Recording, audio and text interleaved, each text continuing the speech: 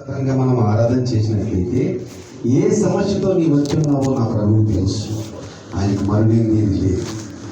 ఆ సమస్యకు పరిష్కార మార్గం నీకు కలగాలంటే నీ పూర్ణ హృదయముతో కొన్ని నిమిషాలు దేవుని ఆరాధించు.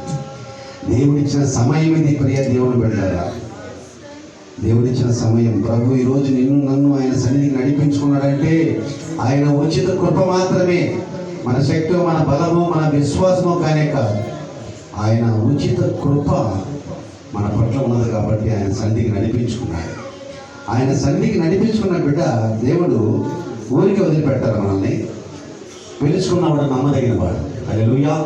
నమ్మదగిన దేవుడు మనం ఆరాధించేసాం. హల్లెలూయా. పూర్ణ హృదయంతో మనం ఆరాధించాలి. కొద్ది నిమిషాలైనా సృష్టికర్త దేవుని పూర్ణ హృదయంతో మనం స్తుతించి ఆరాధన చేసినట్లయితే దేవుని ప్రతి అవసరాన్ని అక్కర్ని సంధిస్తాడు. హల్లెలూయా.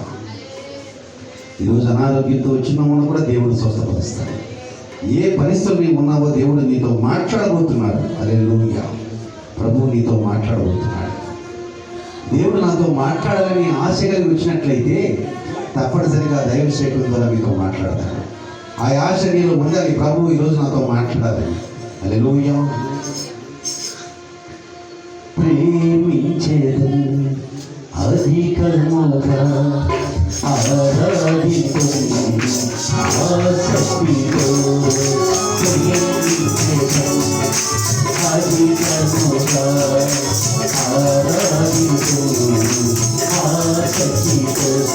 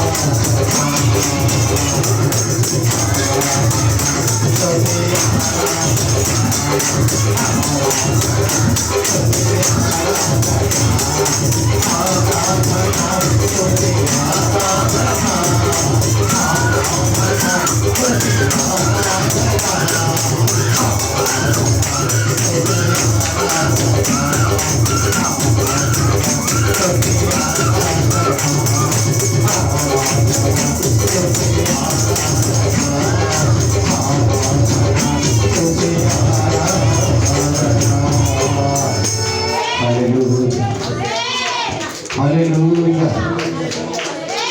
మహాపరిశుద్ధుడవు తండ్రి, మీకు స్తోత్రాలు.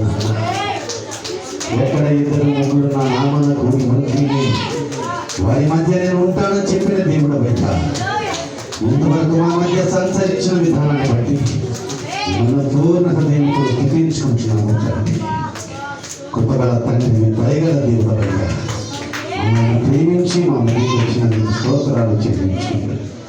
ఇక జరగనైన ఆరాధన యావత్తు మీ హస్తాలకు సమర్పించుకుంటాను. యేసుక్రీస్తు పరిశుద్ధమైన నామములో ఈ ప్రార్థనని వేడుకుంటున్నాము నా పరమ తండ్రి. ఆమేన్. హల్లెలూయా. సాక్షాల సమయం